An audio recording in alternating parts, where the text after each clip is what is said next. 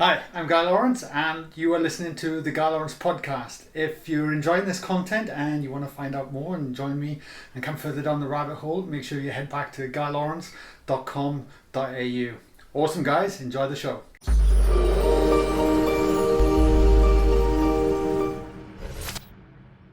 Shaun, welcome to the podcast. Thanks, Guy. Happy to be here. Now, you've been on the show before. It's been a while back, and I'm very excited when you agreed to come back on and come down to our home and be here. And I'm going to ask you the same question as I ask everyone on the show. Sure. And that is, if a stranger stops you on the street and asks you what you did for a living, what would you say these days? So these days I'd say I'm a human behaviour and performance consultant.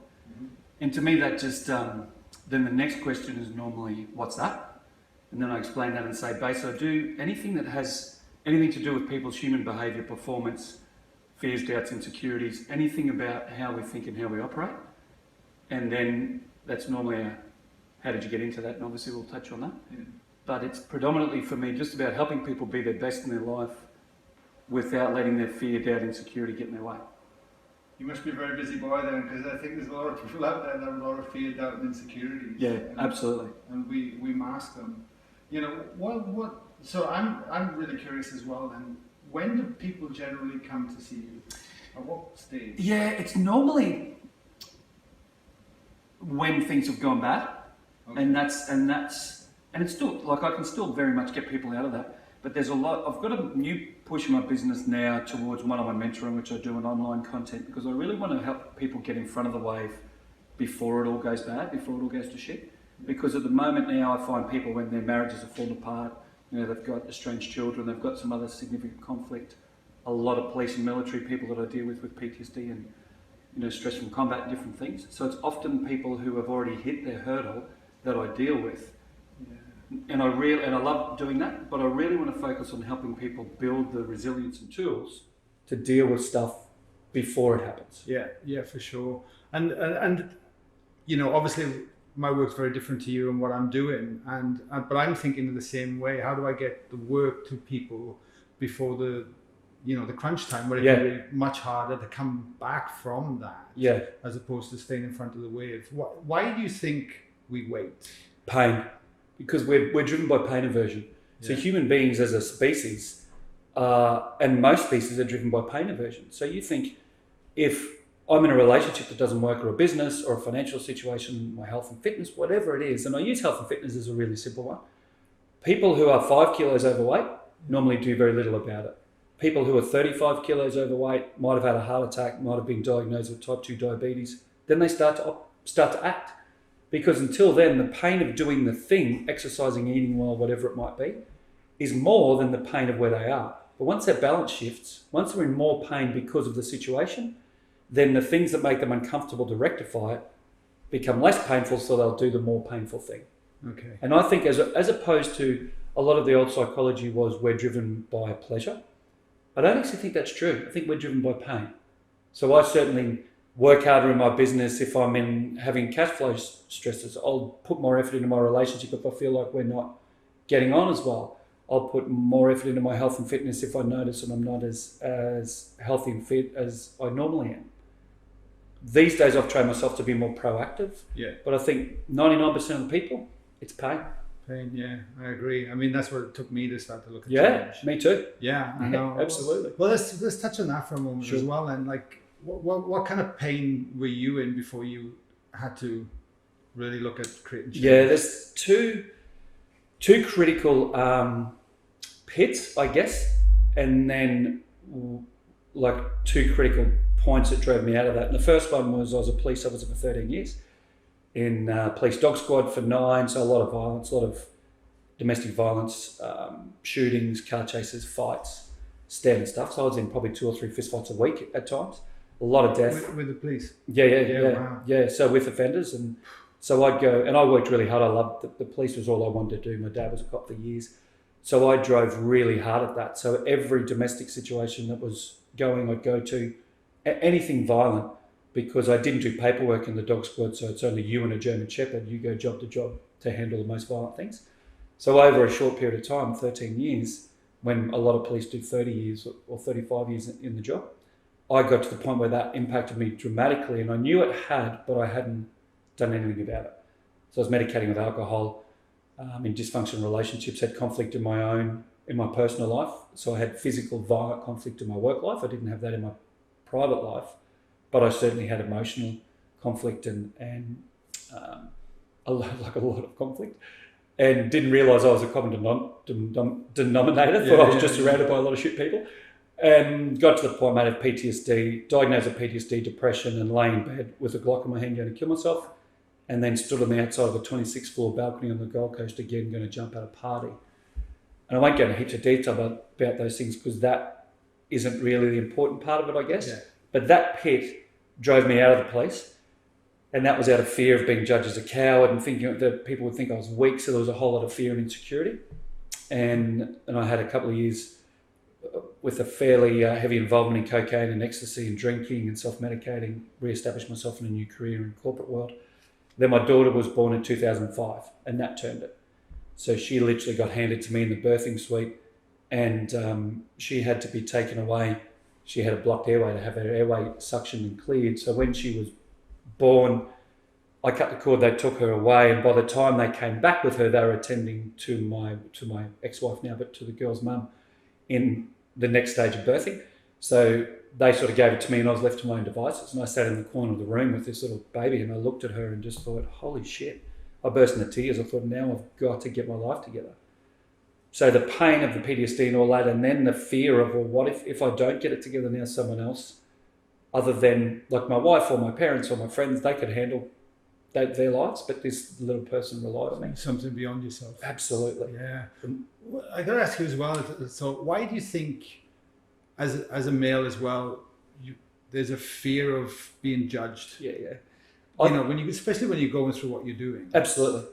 But you would think most people understand. Yeah, and the irony is, mate, yes, and we'll touch on alpha male soon, but the stereotypical old school alpha male of being hard as nails, no emotion, don't let things get to you, boys don't cry. That's very much, so I joined in 1989, so it was the 90s to 2001.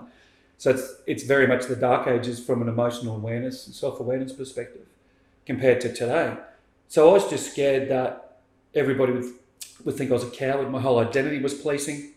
And then the other side of that was I didn't know anybody who'd been through significant challenge with that sort of stuff. Because at that point, for police and military, there'd been no real conversations around post-traumatic stress disorder. Mm. It was only people who'd been to Vietnam, and the Vietnam veterans would come back, and my only interaction with those people were the ones who were really challenged in, where it had sieges, armed offender sieges for domestic violence or something else. So for me to have been diagnosed with that, I'm like, oh, holy shit, my life's over essentially. And as the wheels were coming off and I knew I was being badly impacted, I didn't want to admit there was an issue. And when I looked at everybody else around me, and especially all the other men, but also, and we'll touch on this, the alpha personalities, the other women in the police, all super strong personalities, deal with conflict on a regular basis and learn how to wear a mask like there's nothing going wrong. So my world's fallen apart. I'm looking at all the people around me who I want to be like and I think I'm like, and they're all, oh no, I'm good, even though it was all bullshit. Yeah. So you don't even realise. Yeah. So it's that fear of vulnerability, that fear of weakness that stops us all engaging and interacting. Totally. And I see that now. Like I do workshops at least once a month or even more. Yeah. And there is a huge fear in revealing any aspect of ourselves. Of course there is. Full stop. Mate, I said doing this interview with you, and we've known each other for a long time and I trust you implicitly, still natural nerves kick in. Mm. And that's a physiological fight or flight response to a fear of being judged. So still, and as I'm driving here, I'm not nervous anymore. It doesn't worry me. I've done heaps of interviews. I do heaps of podcasts. I have a natural narcissistic tendency to want to talk about myself. So that's a bit of it. But it really is still the fear. So everybody has it. I've been doing this work for 15 years full on, probably 17 years total. And still I have that fear. How does someone in their general life who's never delved into any of this sort of personal development and self-awareness have a freaking clue what to do? Yeah. Hence why I do what I do and you do what you do. Yeah. So another question I want to ask you then, with the people that you deal with today, is there people coming in that's like almost the version of where you were at? Oh, sure. At that point where you were ready to end it all? Oh, yeah. Yeah. And obviously you can have a lot of empathy for somebody like that because you can fully relate. You've been there. Yeah. You know, and quite often I think until we walk the path ourselves, it's very difficult to relate to something, isn't it? Matt, that's where I think a lot of my skill or impact comes now, is that lived experience part. Because, you know, my mum and dad got divorced. I was the son of a policeman who was full on and later got diagnosed with PTSD. Police myself, PTSD, depression myself. Then a very dysfunctional marriage, out of the back of me being that broken human when we met and married. Then divorce. Then, you know, I've been separated now 7 years. But after 5 then a bit years, my daughters, I'd see them 5 nights a fortnight for that whole time. Then I didn't see them at all. We had an 18-month court battle for family court. That cleaned up about 4 or 5 months ago. So when I look at, you know, I spent 15 years in the corporate world in a job I hated because it's full of psychopaths. So many things in my life that I've engaged in that I have created to be super difficult. And I don't blame anyone for any of those scenarios. They're all my choices. But at nearly 50 now, to be able to go, the first 50 years of my life, I managed to fuck a lot of things up. Now I sort of have a lot of, when I speak to people about pretty much anything, I can have an empathy. Doesn't mean I've walked their path, doesn't mean I get where they're at. But there will be something in my life, because I've created quite a tumultuous existence for myself for many years, that I'll be able to understand a version of what they're going through. And that's what we need, is that human connection. Because the isolation is what really messes with us. Yeah, right. And I heard a great quote. I think Joe Dispenza said it. I'm not 100% sure, but a memory without the emotional charge is called wisdom. Absolutely. And once we have that wisdom within us, we can then really learn from our past lessons. I don't even look at them as mistakes. No. You know, moving through that. Can you give us an example then of what you might have experienced within the police force? Sure. So the job that I always use as the example is the, most people would see as the worst job. For me, it was the best job in the sense of, that's what I joined the police to do, but we were You get excited by it. I loved it. Yeah. Wow. But it really damaged me. Yeah. With, like, as an accumulative effect. But I was in 11 o'clock on a Monday night in Fortitude Valley in Brisbane, and there was a vehicle pursuit started by detectives and 2 individuals in a twin cab 4-wheel drive ute. They got in a chase and they immediately started firing shots with a rifle at the pursuing police. I got into the chase when there was about 7 or 8 police cars in it, and we ended up, the very short version of the story, we ended up behind them on Brunswick Street heading towards the mall.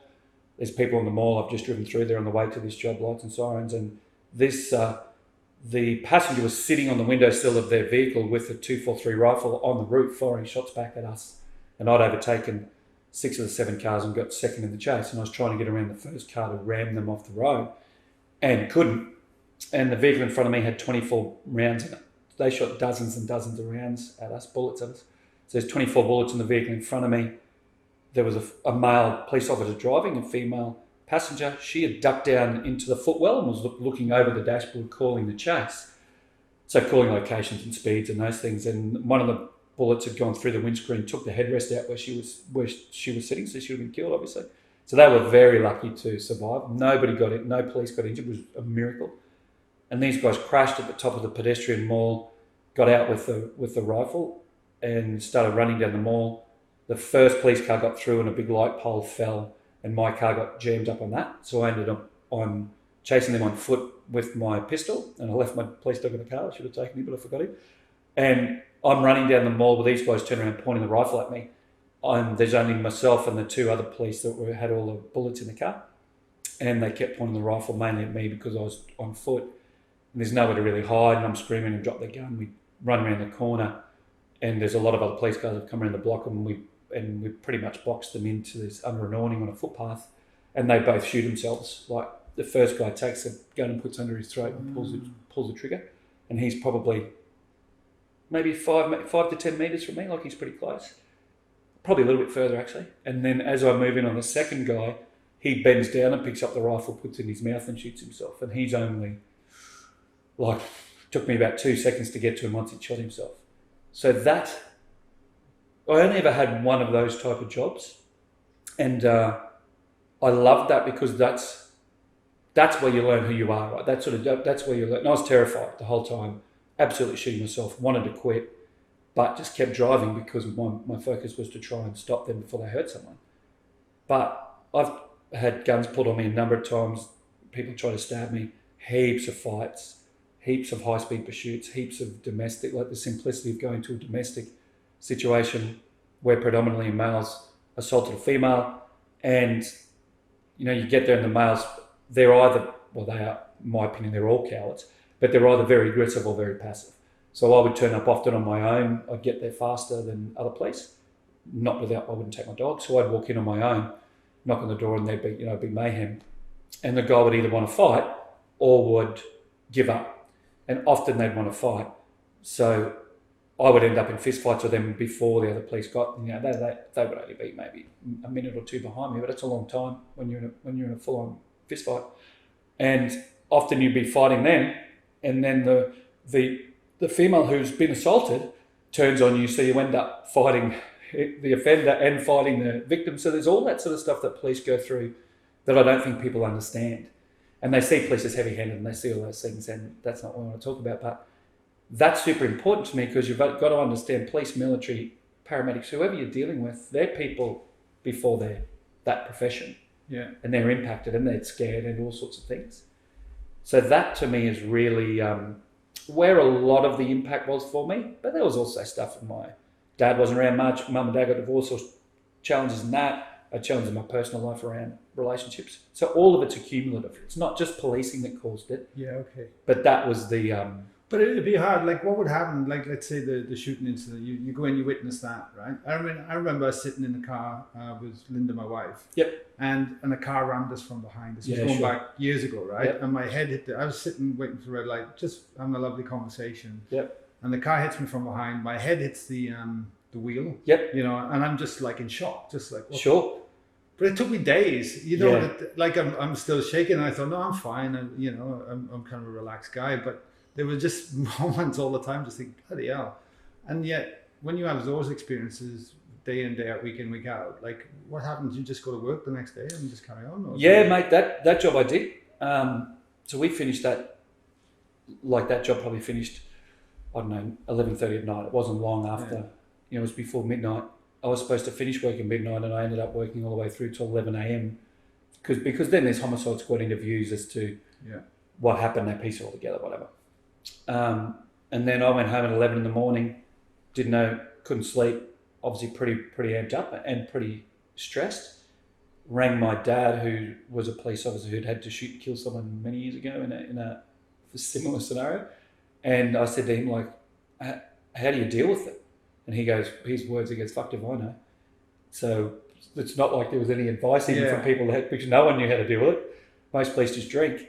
And then I went back to work at 2:00 that afternoon. Now, I probably didn't have to. Like, I could have gone, I went back to our office and my boss was there, because you take the dog and car and gun home. And his reaction was like, what are you doing here? And I said, I've just been at that job in the valley. He said, what job? And I said, a job where they tried to shoot us and kill us all. And he goes, didn't hear about it. Who authorised your overtime? So his concern was who authorised the overtime hours. And I get it from his point of view. He doesn't understand it. He's a guy who's probably now, he would be 80 years of age or something. So he's probably 30 years older than me. So, of course, he didn't have the emotional awareness or anything to deal with it. And I think especially as men, women have a different version, which is just as destructive. But especially as men, we go, well, I've been through shit and I'm okay. Most of us aren't. So you should just deal with it. Yeah, amazing. It's scary. So what do you think then? It just blows my mind. With the transformation that's been in yourself, obviously it's a process. Yeah, absolutely. And it's forever evolving, right? Yep. But like looking back, that took you from that person that wanted to end everything to like you say, having a child and then things are starting to catalyst and change. What do you think were the key ingredients to allow you to move through that and be able to look at the past with wisdom, as opposed to being able to keep reenacting the emotion every day? Being the victim. Education, mate, and self-awareness and patience. Self-awareness, 100%, and then patience. And then there's a really nice dose of being willing to do the work. And you and I have talked about this so many times, right? So the self-awareness for me came over many years and still does. Like every, I don't know, period of time, 6 months, 12 months, I'll look back at a scenario or a situation I was in. And if I go back now, this time last year, I was in the middle of this family court battle, which was pretty horrific. And by this stage last year, I was very self-aware with it. I'd actually got to a point of deciding in my life I wanted to learn my lessons in the moment or proactively. So instead of what my life's always been, which is a massive nuclear explosion, huge fallout, great amounts of damage, and then years later, I look back and go, oh, wow, I see how I created that. These days I'm focused on going, I can see something's going bad. What am I doing to create it? How can I change that behavior? And how can I learn the lesson of the nuclear explosion without having to have it? And I think it's a pretty unique way of thinking and a pretty unique perspective now. But I've learned that, mate, through 15 or 17 years of education. And that's like the stuff that I did with you, stuff that you and I have talked about, like the Joe Dispenza and Bruce Lipton, who I found through you. I just went down that rabbit hole as far as I could go around neurochemistry, neurology, how we operate, like the physiology of, oh, right, that's why when something happens, I think like this. That's why I feel like that. I'm not broken.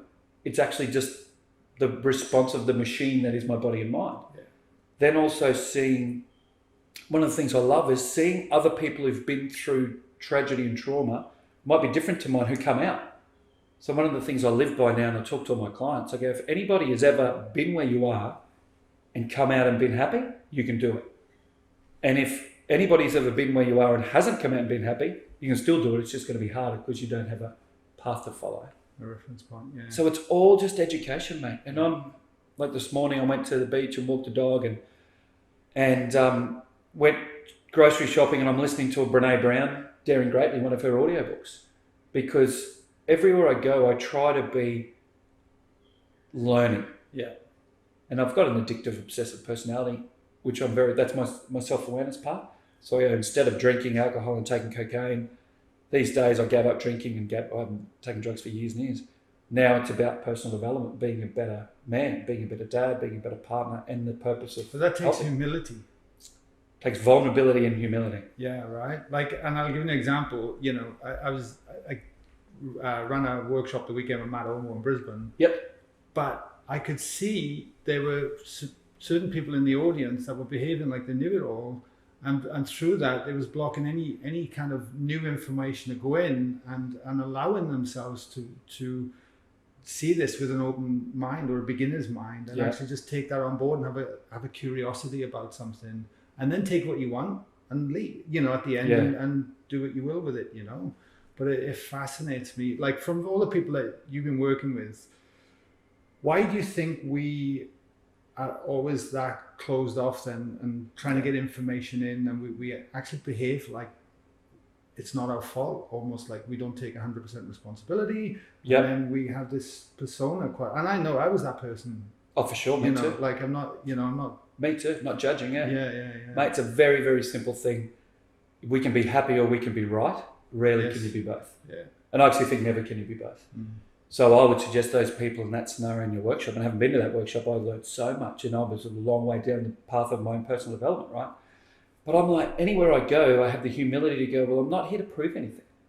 Whereas I spent 35, 40, 45, like I'm 49 years, 47, 48, 49 years in some respects of my life trying to prove things to myself and other people.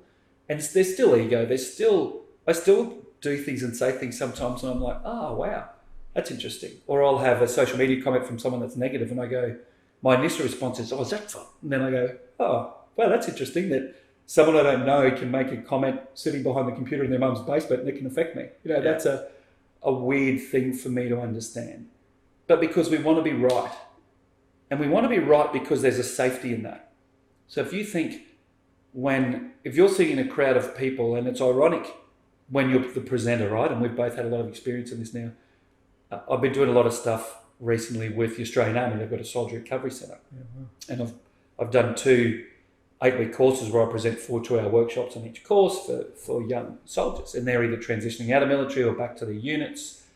They're physically, mentally or emotionally injured. and I go pretty hard on them. And I still notice whether it's police, I've done over 100 of those sort of workshops, police and corporates and different things. Whenever I'm at the front of the room or I'm holding court in that, for want of a better term, watching other people's reactions really, I'm very mindful of. And how often people will do or say something, it might even just be a look or it might be whatever, where I'm like, they're challenging me or they don't believe me or whatever. And my initial feeling is to want to prove to them I'm right immediately. Then I catch it and go, they're probably not even thinking about it. This has probably nothing to do with me. But we're putting our stuff on them then, right? Exactly. Through our lens. Because I want to be right. You want to be right. Yeah. In every conversation, somebody wants to win instead of being happy. Because if you and I if we're having this discussion and you say to me, yeah, I don't reckon that's it. I don't reckon it's happy versus right. I think it's something else. Yeah. Then I initially want to go, no, it is. Because I know it is because of this, this, and this. And you go, well, I know it's not because of this, this, and this. But who's to say which of those answers are correct? And it's all just an exploration to go, well, what's these days, my focus is to go, why do you reckon that's right? Because I go, I'd rather learn from you than try and bash you in the face with what I believe. Yeah. Because there's no win in that. But most people want to be right, and that precludes us from being happy. Totally. And a simple example, mate, if you put into a relationship example, if you were to come home to a beautiful Linda or meet a Rach, you'd come home to your partner and, whatever, and this doesn't happen in our relationship, but if I was to come home and she was to say, hey, did you bring the milk? I'm like, no, I forgot about it, I was super busy. She's like, oh, hon, but I've asked you 3 times to get it. Then normally that will just escalate because you've both got to prove you're right? So I would be like, well, what would stop you going to get it? I've been super busy doing this. And we would have this, which we really don't, but we would have this discussion that would end up in a form of disagreement. Instead of it being like, oh, wow, hon, I'm really sorry. I should have got that because I said I would. There's no excuse. I'll go get it now. Or she goes, actually, don't worry, babe. You've had a massive day. I'll just jump in the car and go and get it. It's not a big issue. That's being focused on being happy instead of being right. And the very simple way to understand whether you are or not is whether you are trying to find blame in the situation or you're trying to take responsibility. Yeah. If you're finding blame, you want to be right. If you're taking responsibility, you want to be happy. Yeah. And this is where the other thing I love, where you touched upon earlier as well, where self-awareness comes in. Definitely. Because if you're not aware and you're just running from the unconscious place constantly, and then you wonder why things are reenacting the way they are, and it continues to feed itself, And do you think that's where pain starts to come in then, where the pain is actually bringing people into awareness of maybe? Yeah, I do. Yeah. But it takes a long time. It takes a long time because people self-medicate to dull the pain. Yeah. So with alcohol, drugs, whatever, the simple ones, sex, pornography, gambling, of all ones we all know about. Social media. So, but then then you go to social media, then you go to TV to, My Kitchen Rules or The Bachelor or something. Then you go to online shopping, or I used to be the king of researching things like cars or motorbikes or houses or whatever. And it was all just distraction, which is a self-medication because you want to distract yourself away or dull the pain. So if you're not focused on it, it dulls. And if you literally do things to get short-term hits of happiness or dopamine, which it can be online gaming, like there's so many examples of it, then you become dull to the pain because we still would rather avoid it if we can. Like I still do. Like if there's certain situations in my life, more recently where I've been driving hard in the strong life in my business about doing online content. And I've been doing a lot of education around how to tell my story more effectively, how to do better sales videos, how to do stuff, because marketing and sales for my business isn't my favorite thing. This is what I love. Helping people is what I love. But then I don't live in a world of fairies and unicorns where someone turns up every day with a wheelbarrow full of cash and goes, mate, just do whatever you want. I've got to do the stuff I still don't really like, which is I'm super happy to be vulnerable in this sort of interview. For me to speak to a camera to a group of people to convince them that they should work with me and pay me for that is less comfortable. Yes. Which is a natural thing also. So I go, well, if I avoid the pain of doing that, for me personally, there's an impact, but there's also an impact as cliched as this sounds, that if I don't get off my ass and put myself out there, then who are the people that I'm letting down because I can't help them? So it's an ever evolving thing, and I don't think we ever beat it. But it's about being aware to the simplicity of, if I go to the fridge and I'm like, oh, well, should I have a glass of sparkling water or should I have a can of Coke? The self-awareness is going, well, if I drink Coke, I get fat. Yeah. There's an emotional and spiritual version of that. Yeah, totally. And it's then coming back to the responsibility we talked about. Absolutely. 100% responsibility. No, I can relate to everything you just said there, because I'm constantly having to go against my own discomforts every day. And we're in a room with cameras and filming. Yeah. Where before I used to be just on Zoom, even though I'm still doing Zoom calls on the internet.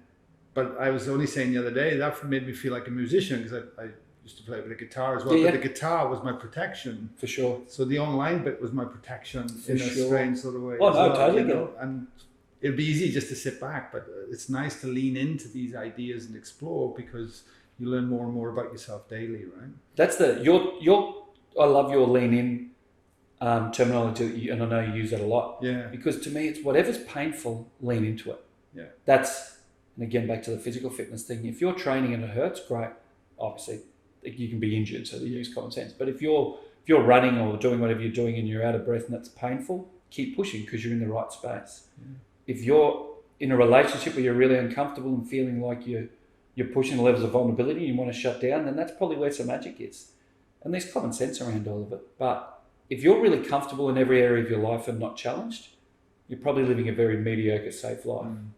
That's my opinion. Yeah, 100%. And we avoid challenges. Absolutely. And we see them as threats. And once we see them as threats, we start making fear-based decisions, and we're coming from the wrong place, and then we're constricting ourselves for whatever potential that we could be doing.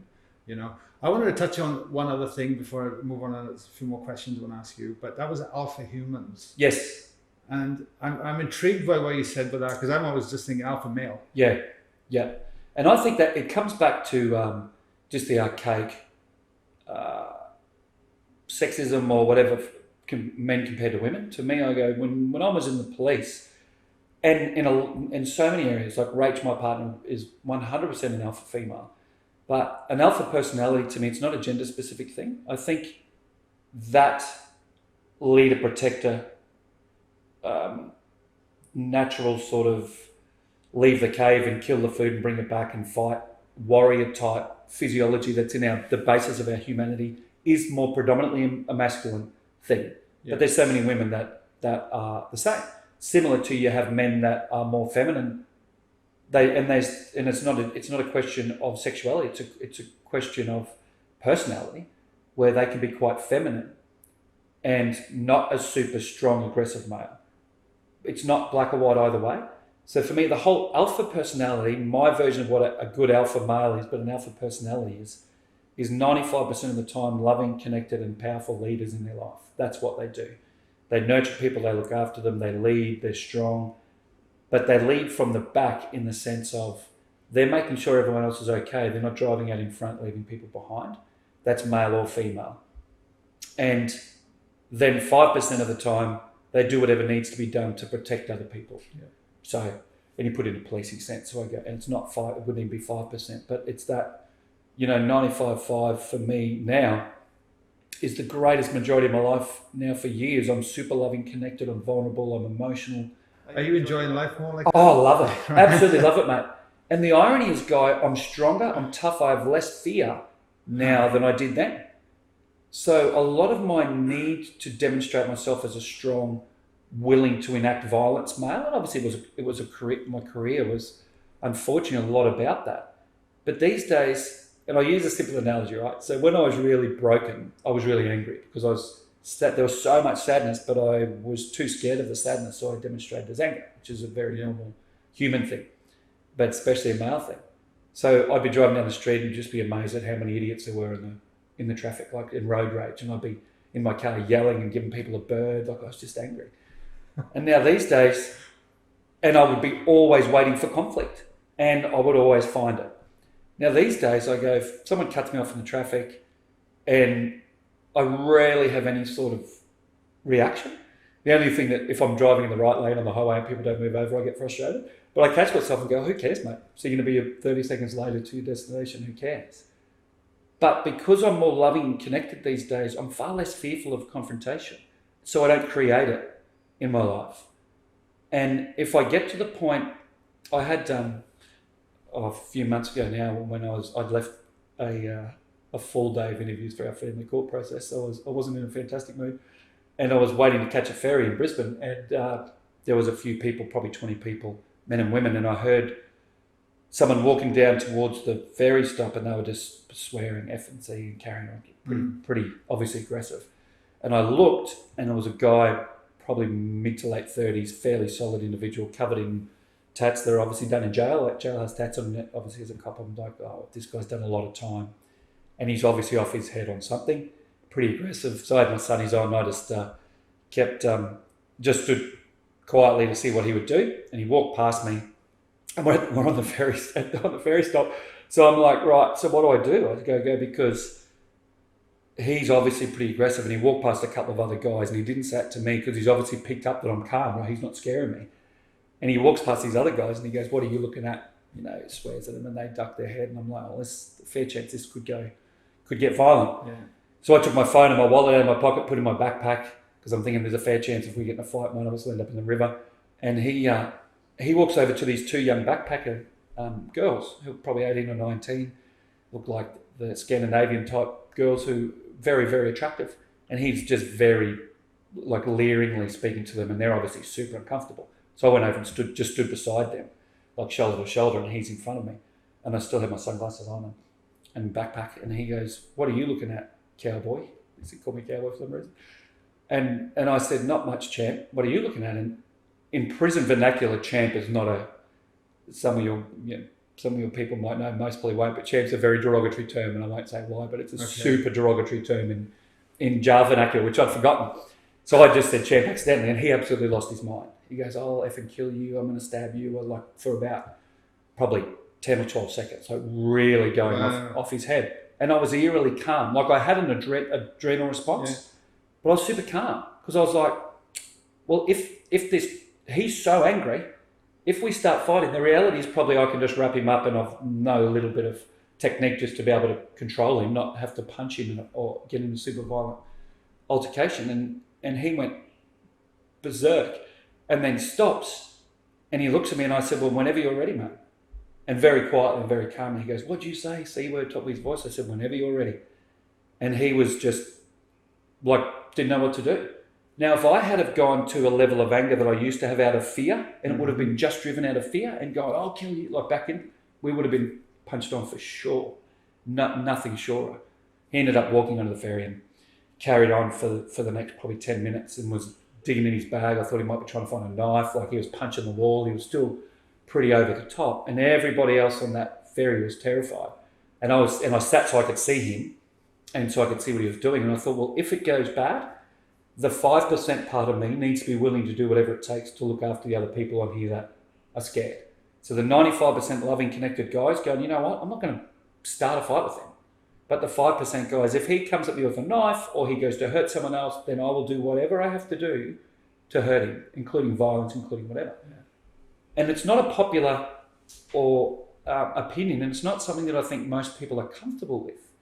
But that 95-5, alpha personality, alpha male, whatever, if you don't have that 5% willingness to step up for people who can't look after themselves, then the people who are the really shit members of our society who are violent and predators and want to hurt other people, nobody regulates them. But the key to it is 95% of that alpha personality is loving.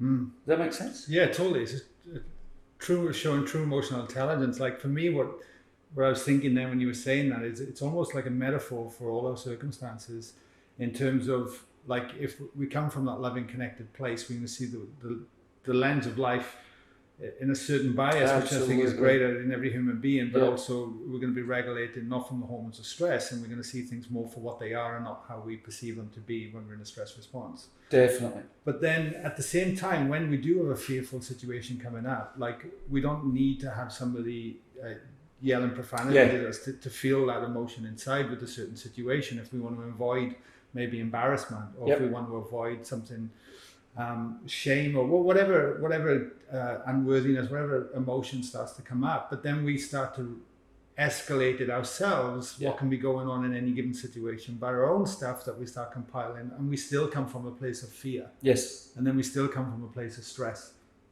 or whatever, and then that actually affects us Mm. a lot. And for me, like, these things can then affect our choices, which compound, which shape the direction of our life. Yeah. Like, it's so important. So, and I'm intrigued, and I got to get your thought on this, because everything that you talk about there, and what I'm noticing from myself going out there with the work, like, I'll give you an example now.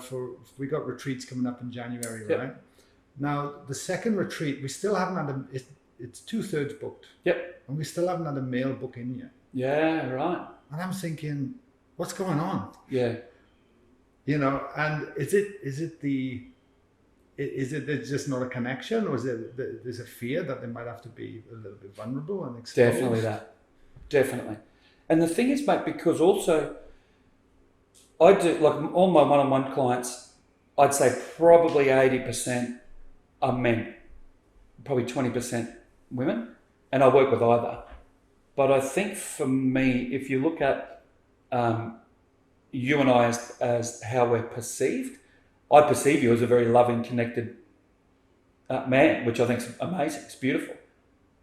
I think people would perceive me when they see my social media content or whatever. I'm super loving, connected, and vulnerable, but they would see a different version, like an ex-cop, PTSD, blah, blah, blah, Yeah. going, oh, he's more angry, or and people off, like, I'm not often, but I sometimes get messages, people go, oh, I just wish you weren't still so angry. And I'm like, I'm not. I'm passionate. Like, I'm actually not angry at all. But it's that perception, I think. You go, why do I get a lot of men and not women? It's probably because men would look at me and go, oh, he's like me. Yeah. Where because I think you and I have very similar personalities and have similar levels of emotional awareness and whatever. But the perception of people might be, if they work with me, it's going to be a blokey experience, for want of a better term, maybe. I hear you. Yeah. And they might be looking at you, and because of the work you do with Matt, with sound and meditation and all those things, which are freaking amazing, they're going to be like, oh, that's weird. Like, am I going to have to hug people? Is it going to be? Are they just going to talk about love and it's going to freak me out? Like, which it is all about, right? And the irony is, when I work with these people one-on-one, it's all about love. It's all about vulnerability. I've got a guy who's about my age. He's 48, and I've done some work with his wife, his son, and his daughter in the last 12 months. And he was from his own admission, a very emotionally stunted individual. And every time I would go to see, I worked with his son for probably about 3 months, and his wife would sit on the conversations, and I'm very robust on his language and blah blah. Every time I'd go to the house, this guy would run. I'd see him and he'd be like, oh, hi, yeah, and then he'd run and would be in another room with the TV up loud so he couldn't hear what I was saying. It was so funny. And then they got to a point where their marriage ended, so the wife actually went, I'm done. And he rang me on a Sunday morning, messaged me and said, hey, I really want to talk to you this week. And I called him that morning, which I wouldn't normally do. And he goes, oh, you didn't have to ring me today. I said, if I don't get you now, I'm never going to get you, because you'll go back in your shell. And he said, this happened? And I said, yeah, well, I knew that was coming. She told me that. And he's like, oh, all right. And he said, can you help me? I said, yeah, of course I can. But you've got to get off your fucking ass and do the work. And everything we talked about was vulnerability, love, connection. Yeah. Every time I see him, I hug him, and he hates it. You know, it's weird. Like, he thinks it's weird. But the first step through the door for him, and because he'd seen me over a period of time, he'd seen his son's change dramatically, he saw his wife change dramatically to the point that she didn't want to be married, which wasn't great for him, but great for her. Now I went to their place, which I rarely do, and had dinner with them all the other night. And it was amazing. They're all connected. They're doing gratitude things after dinner, like stuff that's fantastic. Yeah. But he would have perceived me as a hard ass. Yeah. And I think, mate, that's where men are really difficult to pull out of their comfort zone. Yeah. When I started doing this work, I don't know about you, I was terrified. Oh yeah, totally. Well, that's the thing. And it was interesting. I just want to touch on something before we move on, is that Brent, who we both work with, came to the retreat. Yeah. And, you know, what a beautiful human being. Great guy. But without giving anything, because we keep everyone in the unknown every day sure. at the retreat, right? Yeah. So, there was a moment where we all come back and connect together each day, and we all sit, so we all come back together as one. Yep.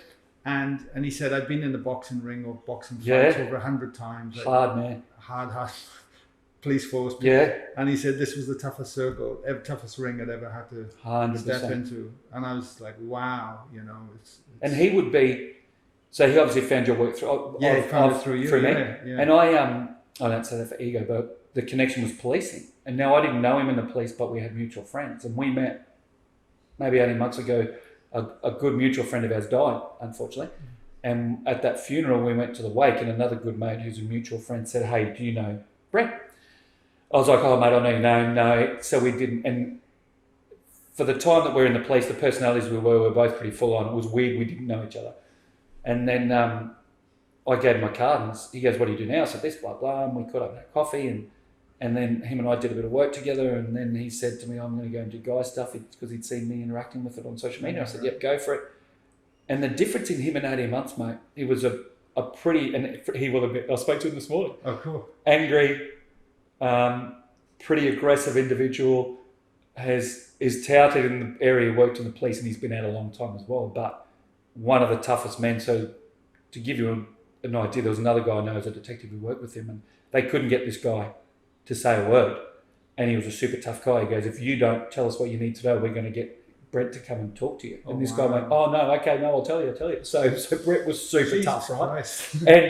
And I wouldn't know that in a million years now. He was a loving guy, mate. Yeah. And he is a guy who could do physical damage to you that you could never dream of in whichever way he chose. Yeah.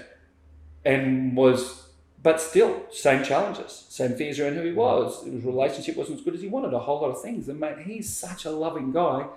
He rang me this morning about something out he wanted a hand with that wasn't personal development sort of related to my commercial property life. And I said, what's happening, brother? He goes, yeah, I'm loving it. He goes, you know, how you going? Good. And we had this super emotionally connected conversation, still through the filter of men. Yes. So still, hey, what the fuck's happening? And I think still that's and I think that's a thing that men are terrified of, that they're all of a sudden going to come out of the work they do with me or the work they do with you or anyone else and have to shave their head and wear a caftan and lose their identity and all that stuff. Yeah. But to me, it concretes my identity as a man and as a strong man.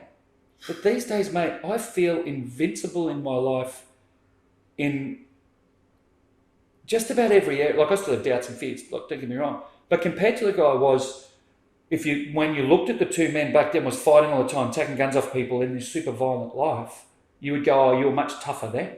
But tougher's not the word, but I'm much more authentic now. And the authentic part of me still is, I'm someone who's got a reasonable amount of courage and belief in myself, but not in having to fight people. Like, if I had to fight someone, I wouldn't want to, but I'm reasonably comfortable in that. I've done that a lot. But I'm also just as comfortable now in delving into who I am as a man and why my life doesn't work, in the vulnerability and the fear, in, you know, digging to the bottom of the shit pit to see what I'm doing to create that back in my childhood stuff.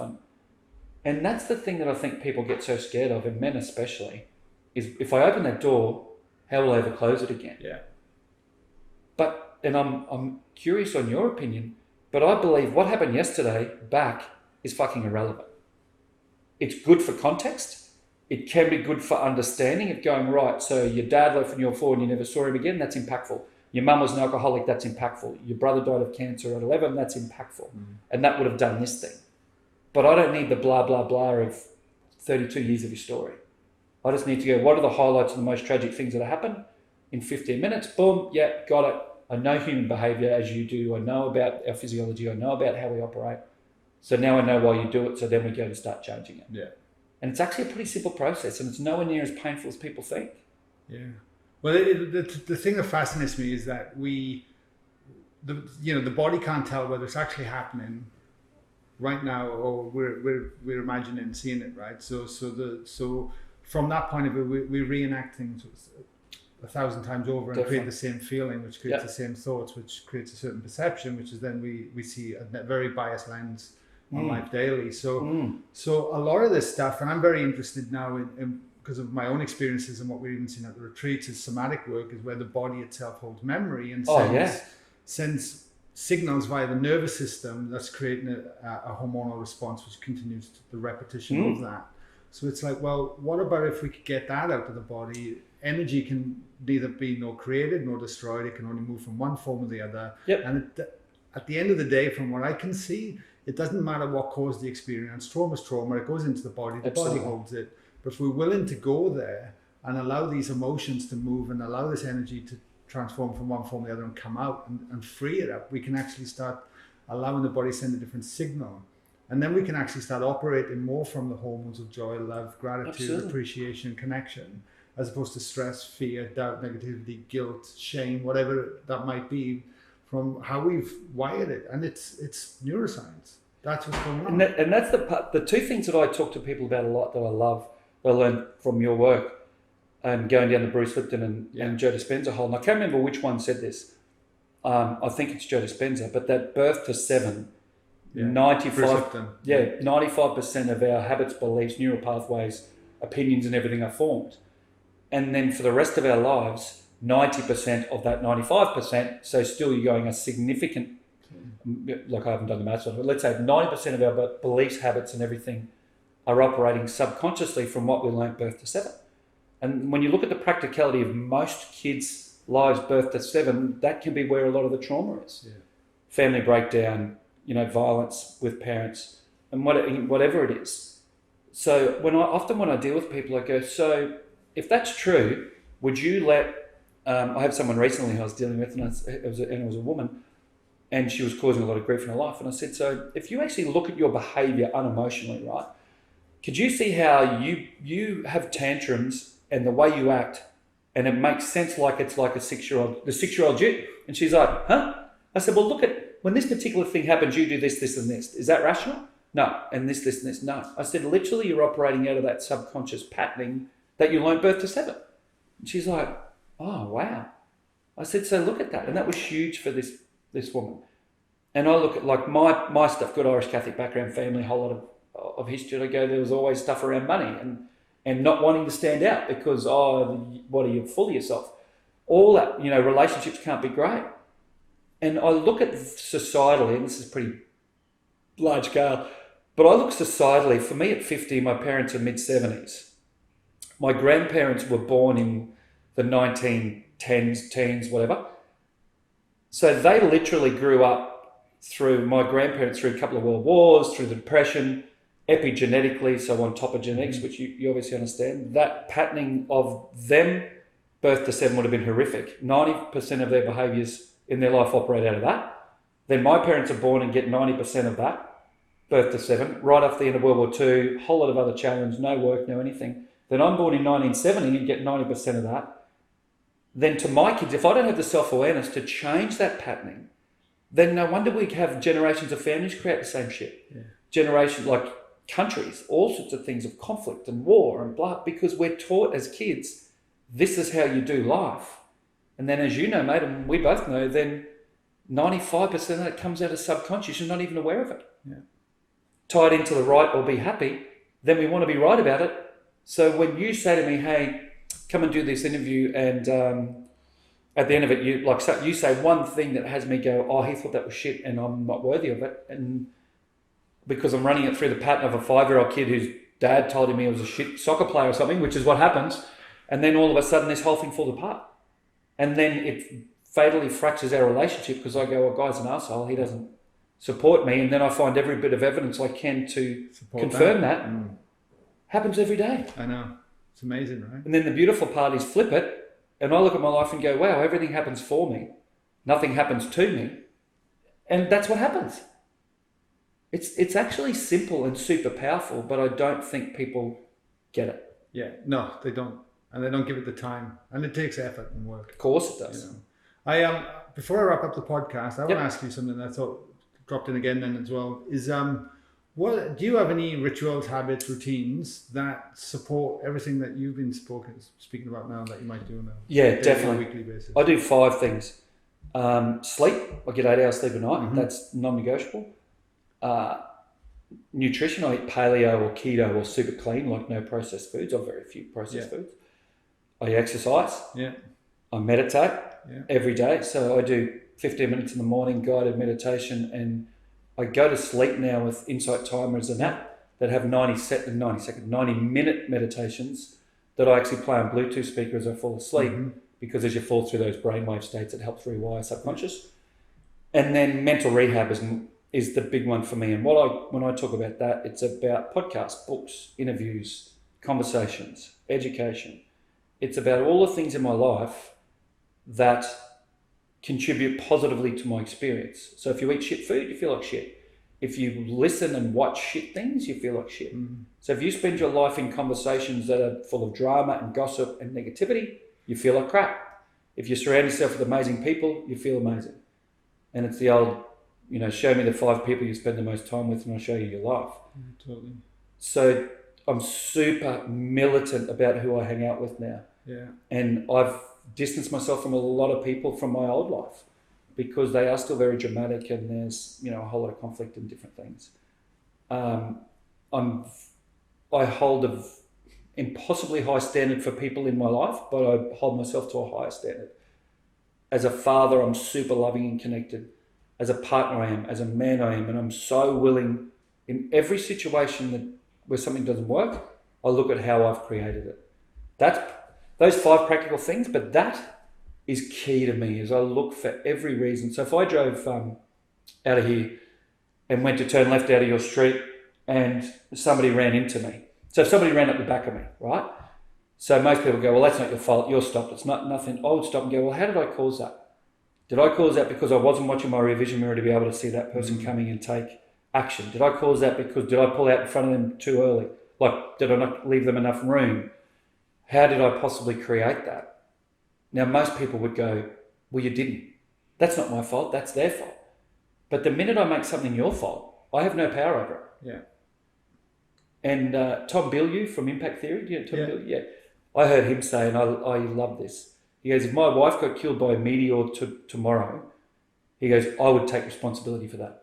And he said, because I know there's a group of people who observe and track near-Earth objects. He goes, I've never helped them. I've never given them money. I've never told them they're doing a great job. I've never educated myself on any of it. So if she got killed by a meteor, then that's my fault because I didn't influence it.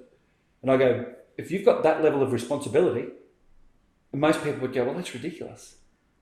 But it brings an immense amount of ability to influence your life. Totally.